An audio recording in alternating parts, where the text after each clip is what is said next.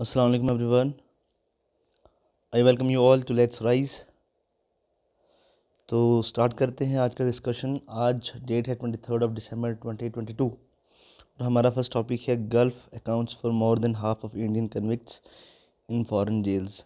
जो हमारा ये टॉपिक है इसमें कुछ डिटेल्स दी गई हैं, ठीक है, कुछ डाटा दिया गया है कि जो इंडिया के जो लोग हैं, जो सिटीजन्स हैं, जो फॉरेन जेल्स में हैं, ठीक है, उसमें ये बताया जा रहा है कि जितने भी इंडिया के सिटीजन्स फॉरेन जेल्स में हैं उनमें जो उनका हाफ नंबर है वो कहाँ है, वो गल्फ़ कंट्रीज़ में है, ठीक है।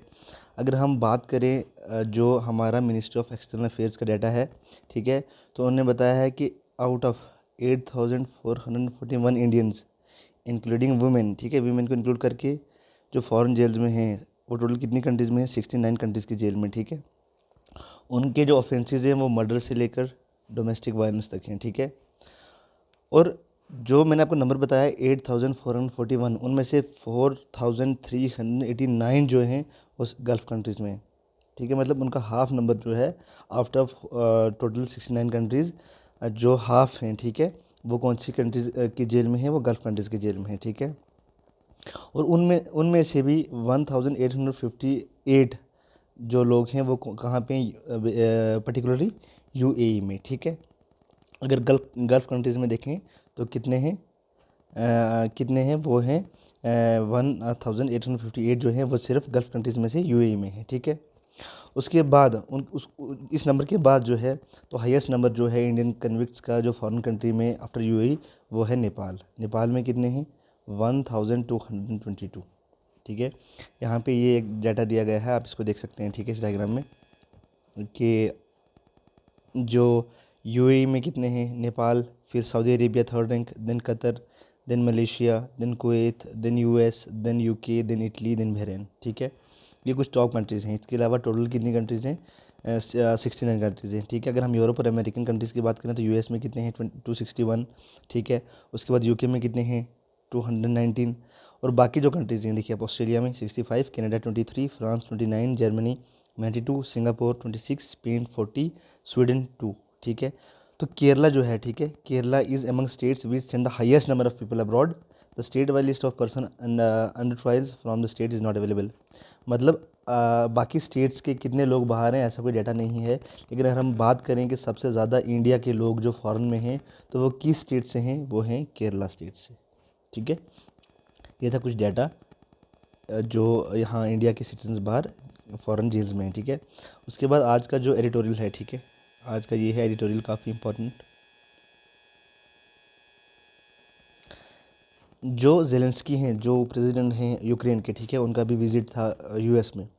तो इस पे कुछ चर्चा की गई है कि कितना हेल्प किया है यूएस ने यूक्रेन का, जब से इन्वेड किया है रशिया ने अपना यूक्रेन को। देखिए, जब से हम देख रहे हैं लास्ट ईयर से, जब से ये वॉर स्टार्ट हुआ है, पहले तो यूएस ने क्या किया कि रशिया को इन्वोक किया कि आप करके दिखाएं ज़रा यूक्रेन पे हमला, हम ये कर देंगे, नाटो ये कर देगा, वो कर देगा, पर हुआ कुछ नहीं। जब से सबसे ज़्यादा नुकसान देखो किसका हो चुका है, यूक्रेन का। उसके बाद अगर हम बात करें कि वेपन्स कितने सप्लाई किए हैं, देखो बहुत सारी यूरोपियन कंट्रीज़ ने वेपन सप्लाई किए हैं, किसको, यूक्रेन को। अगर यूएस की बात करें तो यूएस के देखो एक जो नया प्लान है कि 1.8 बिलियन डॉलर्स मिलिट्री वेपन जो है उनको दिए जाएंगे, मिलिट्री एड दी जाएगी, ठीक है। उसके बाद जो उन्होंने दिया, यूएस ने जो सप्लाई किया उनको हिमार्स, जो लॉन्ग रेंज मिसाइल्स हैं, ठीक है। इन्होंने काफ़ी हेल्प किया है यूक्रेन का अपनी कंट्री को डिफेंड करने में, ठीक है। लेकिन देखिए फिर भी वॉर जो है वो किसी चीज़ का सोल्यूशन कभी नहीं है, ठीक है। एक तो आप बात कर रहे थे पहले कि मतलब अगर यूएस की बात करें तो यूएस ने कहा था कि अगर रशिया ने हमला किया तो नाटो काफ़ी हेल्प करेगा, किसकी, कि यूक्रेन की। लेकिन अब कह रहे हैं कि नाटो को हम किसी कन्फ्लिक्ट में नहीं डालना चाहते कि रशिया के और नाटो के बीच में कोई जंग हो जाए, ठीक है। तो इसलिए अगर कोई सोल्यूशन है, देखिए अगर जितना वॉर होगा तो यूक्रेन का नुकसान होना है, ठीक है, यूक्रेन का बहुत नुकसान होगा। उसके अलावा अगर हम देखें, देखिए एनर्जी क्राइसिस जो यूरोप में हो रहा है सर्दियों में, ठीक है, कितना ज़्यादा वो डिपेंड करते थे किस पे, कि अपना रशिया पे। लेकिन जब से ये वॉर हुआ, रशिया ने कंडेम, जो यूरोप ने कंडेम किया रशिया के, उसके बाद कितना नुकसान हुआ यूरोप का। उसके बाद अगर हम बात करें नॉर्थ स्ट्रीम की, ठीक है, नॉर्थ स्ट्रीम जो पाइपलाइन थी, ठीक है, नॉर्थ स्ट्रीम पाइपलाइन, उसको जब वहाँ पे ब्लास्ट हुआ, कह रहे हैं कि यूएसए ने करवाया था। उसके बाद बहुत सारा गैस सप्लाई कर रहा है यूएसए यूरोप को। तो अगर वो देखें तो एक आप कह सकते हैं फाइनेंशियल गेन हुआ है किसको, यूएसए को। लेकिन अगर इस चीज़ का हमें सोल्यूशन ढूंढना है कि इस सब का, तो वो है एक सस्टेनेबल सोल्यूशन, ठीक है। इस कन्फ्लिक्ट को एंड करने के लिए हमें कोई सस्टेनेबल सोल्यूशन ढूंढना पड़ेगा, क्योंकि वेपन जो है वो कॉज करते हैं सिर्फ मास डिस्ट्रक्शन। चाहे कोई भी कंट्री हो, जैसे रशिया के कॉमन लोग भी जंग नहीं चाहते, वैसे यूक्रेन के कॉमन लोग जंग, किसी भी कंट्री के लोग जो हैं वो जंग नहीं चाहते, ठीक है। वो पीसफुली रहना चाहते हैं। लेकिन यहाँ पे क्या हो रहा है कि यहाँ पे इस जंग की जो ये वॉर का जो वॉर है, ये किसी चीज़ का सोल्यूशन नहीं है। तो इसलिए अगर ये चीज़ ख़त्म करनी है तो उसका हमें कोई ना कोई सस्टेनेबल सोल्यूशन ढूंढना पड़ेगा। उसके बाद जो इंपॉर्टेंट टॉपिक है वो है what do the JNK land grants rules 2022 Intel. देखिए जो नए रूल बनाए गए हैं, ठीक है, JNK लैंड ग्रांट्स जो रूल्स बनाए गए हैं 2022 में, वो क्या है, इस पर थोड़ा डिस्कशन करते हैं। कुछ 3 मेन पॉइंट्स यहाँ पे जो है मैंने मेंशन किए हैं, वो हम यहाँ पे डिस्कस करते हैं। पहली बात तो ये है कि जो नए लॉज हुए हैं, जो नए लॉज बने हैं, ठीक है, जो नए लैंड लॉज बने हैं, उनके अकॉर्डिंग जो करंट करंट लैंड ओनर्स हैं, ठीक है, जिनको लीज पे कोई जगह, कोई होटल, कोई लैंड दी गई है, वो जब उनका कॉन्ट्रैक्ट ख़त्म हो जाएगा उसके बाद उस डेट को एक्सटेंड नहीं किया जाएगा। फॉर एग्ज़ाम्पल एक शख्स ने एक जो गवर्नमेंट लैंड है वो लीज़ पे ली थी, कब तक, 31 दिसंबर तक। ये उनका कॉन्ट्रैक्ट इस डे ख़त्म होने वाला है। तो according to the new laws अब ये कॉन्ट्रैक्ट जो है ये आगे इसको कह सकते हैं एक्सटेंड नहीं किया जाएगा। नए लैंड जो नए कॉन्ट्रैक्टर से वो आएंगे और उनको जो लैंड है वो लीज़ पे दी जाएगी। उसके बाद लैंड को डाइवर्स यूज़ के लिए रखा गया है कि यूज़ को डाइवर्सिफाइड किया जाएगा। जैसे the LG administration has diversified the use of land, जैसे एजुकेशन के लिए, हेल्थ केयर के लिए, एग्रीकल्चर के लिए, टूरिज्म के लिए, स्किल डेवलपमेंट, फिर डेवलपमेंट ऑफ आप कह सकते हैं traditional art, craft, culture and languages, ठीक है। जो लैंड का यूज़ है इसको डाइवर्सिफाई किया जाएगा कि हेल्थ केयर के लिए इतना ग्रांट करेंगे, ठीक है, एजुकेशन के लिए इतना हम लैंड ग्रांट करेंगे। उसके बाद जो डिफरेंट यहाँ पे मैंने चीज़ें मेंशन की है, इनके लिए जो लैंड यूज़ है उसको डाइवर्सिफाई किया जाएगा, ठीक है। उसके बाद अगर हम बात करें तो जो लैंड ऑक्शन है, ठीक है, अब आउटसाइडर्स भी, ठीक है, जो हमें पता है जो चेंजेस हुए हैं, अब आउटसाइडर्स जो हैं उनको अलो किया जाएगा कि वो भी क्या कर सकते हैं, यहाँ पे प्रॉपर्टीज़ क्या कर सकते हैं, ले सकते हैं। जो फ्रेश ऑक्शन है उसमें क्या करेंगे कि प्रॉपर्टीज़ वो क्या कर सकते हैं कि ले सकते हैं। और जो इम्पैक्ट होगा, जैसे जो टूरिस्ट हॉटस्पॉट्स हैं, जैसे गुलमर्ग, अगर हम गुलमर्ग की बात करें तो वहाँ पे 56 जो होटल्स हैं आउट ऑफ टोटल 59 होटल, उनकी जो लीज़ है, डेट है, वो ऑलरेडी एक्सपायर हो चुकी है, ठीक है। अब जो नए लोग हैं उनको उस पर उनको जो ये होटल्स हैं उनको लीज़ पे दिया जाएगा। इससे क्या होगा कि according to the government data जो है, तो इससे टूरिज़्म बढ़ेगा या बाहर के लोग भी यहाँ के जो है वो लैंड ऑक्शन में हिस्सा ले सकते हैं, ठीक है। ये हैं जो नए JNK के लैंड ग्रांट रूल्स हैं, ठीक है, 2022 के। उसके बाद काफ़ी ज़्यादा एक इंपॉर्टेंट टॉपिक है, वो है girls age 9 to 14 to get cervical cancer jabs through schools. देखिए जो सर्वाइकल कैंसर से, जैसे हमने कल बात की थी, जो वीमेन में सबसे, फीमेल में सबसे ज़्यादा कॉमन चीज़ है वो था ब्रेस्ट कैंसर, ठीक है। अब यहाँ पे बात की जा रही है कि सर्वाइकल कैंसर इंडिया में क्या किया जाएगा। गवर्नमेंट ने ये एक डिसीजन लिया है कि जो girls 9 to 14 years of age के बीच में हैं उनको स्कूल्स में, अगर वो स्कूल्स में हैं तो स्कूल में प्रोवाइड किया जाएगा वैक्सीन, ठीक है। अब अगर हम देखें कि जो रिकमेंडेशन दिया है national technical advisory group for immunisation, ठीक है, NTAGI, इन्होंने रिकमेंड किया है कि एक नया वैक्सीन जो है HPV, ठीक है, ह्यूमन पेपिलोमा वायरस, ठीक है, इस वैक्सीन को दिया जाएगा as a part of universal immunisation programme India में। इन गर्ल्स को, जो मैंने आपको एज ग्रुप बताया, इनको स्कूल्स में दिया जाएगा, ठीक है। अब इंडिया इंडिजिनसली भी अब मतलब इंडिजिनसली मतलब इंडिया में ही डेवलप होने वाली एक वैक्सीन बन रही है जिसको डेवलप किया जाएगा कुछ टाइम पे, मिड 2023 तक वो रेडी हो जाएगी, जिसका नाम है सर्वेवैक, ठीक है। सर्वेवैक जो है इसको इस प्रॉब्लम से डील करने के लिए हम अपनी जो एक मेडिसिन है इंडिया जो है वो डेवलप कर रहा है, ठीक है।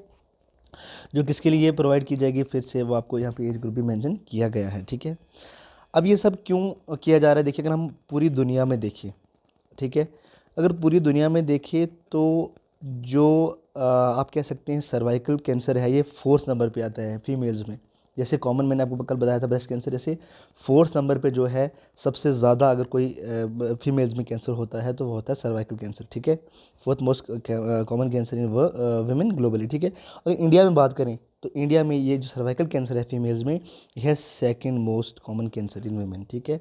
और India contributes to largest share of global cervical cancer burden. अगर हम बात करें कि दुनिया में जितनी भी डेथ्स होती हैं, ठीक है, जितनी भी डेथ्स होती हैं बिकॉज ऑफ सर्वाइकल कैंसर, अगर पूरी दुनिया में 4 डेथ्स हो रही हैं तो उनमें एक इंडिया में होगी, ठीक है। अगर जो रिपोर्ट है, ठीक है, द लेंसेट में जो रिपोर्ट पब्लिश हुई थी, India accounting for nearly 1 in every 4 deaths globally due to cervical cancer. इसलिए गवर्नमेंट ने ये डिसीजन लिया है कि क्या किया जाए कि अगर तो बच्चियाँ जो गर्ल्स हैं 9 to 14 ईयर्स ऑफ एज में, अगर वो स्कूल आ रही हैं तो स्कूल में उनको ये जो मेडिसिन है, जो वैक्सीन है, ये प्रोवाइड करवाई जाएगी। अगर वो स्कूल में नहीं आ रही हैं तो कैसे न कैसे उनके घरों में ये मेडिसिन जो है पहुंचाई जाएगी, ताकि इस प्रॉब्लम से डील किया जा सके, ठीक है। ये थे आज के इम्पोर्टेंट आर्टिकल्स। उसके बाद हमारा जो क्विज सेक्शन है, मैंने आपको बताया था कि इस हफ्ता हम एंशिएंट हिस्ट्री के ही क्वेश्चन करेंगे, ठीक है। तो हमारा फर्स्ट क्वेश्चन है, Ashoka was the governor of which of the following province at the time of Bindusara's death, ठीक है। जब बिंदुसारा जो उनके फादर थे अशोका के, जब उनकी डेथ हुई थी, जब तक वो किंग थे, तो अशोका किस जो ऐसा प्रोविंस था, कौन सी स्टेट थी जिसके वो गवर्नर थे, ठीक है। हमारे ऑप्शन है कलिंगा, उज्जैन, टैक्सिला और वैशाली। आप वीडियो पॉज करके भी गेस कर सकते हैं, ठीक है। तो जो इस हमारे क्वेश्चन नंबर 1 का आंसर है वो है उज्जैन। तब अशोका क्या थे, बिंदुसारा की डेथ के टाइम अशोका जो हैं वो उज्जैन के गवर्नर थे, ठीक है। हमारा जो दूसरा काफ़ी इंपॉर्टेंट क्वेश्चन है वो है who among the following was not a Pratihara king. जितने भी ये किंग्स हैं यहाँ पे, मैंने आपको ऑप्शन दिए गए हैं यहाँ पे, इनमें से कौन से किंग हैं जो प्रतिहारा डायनेस्टी में से नहीं हैं। हमारे ऑप्शन हैं वत्सा राजा, मिहिरा बोजा, महिपाला और मंगलेशा। अगर हम बात करें, अगर आपने एंशिएंट हिस्ट्री पढ़ी होगी, तो जो वत्सा राजा है वो भी किंग थे, प्रतिहारा किंग थे, वो महिरा बोजा भी थे और माहीपाला भी थे। इनमें मंगलेशा है जो क्या थे कि प्रतिहारा किंग नहीं थे। तो इस क्वेश्चन का आंसर है आंसर डी, ठीक है। आज के लिए इतना ही। देखिए आप क्या कीजिए, पहली बात है कि जो हम यहाँ पे वीडियो आपको प्रोवाइड कर रहे हैं, अगर यहाँ पे कुछ शॉर्ट कमिंग्स हैं, आपको कोई प्रॉब्लम आ रही है, तो आप हमसे शेयर कर सकते हैं, ठीक है।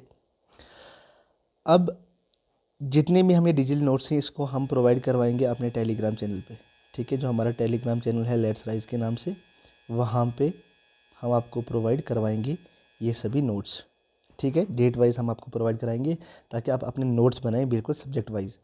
आप हमारे चैनल को सब्सक्राइब करें, ठीक है, सब्सक्राइब करें और वीडियो को ज़्यादा से ज़्यादा शेयर करें। इससे क्या होगा कि हमें मोटिवेशन मिलेगा, ठीक है। आप क्या करें कि उसके बाद वीकली हम अपने क्वेश्चन को भी रिवाइज करेंगे और हम अब ऐसी वीडियोस लाएंगे ताकि हमारा वीकली या मंथली जो है रिवीजन इजीली हो सके, ठीक है। Thank you so much and take care.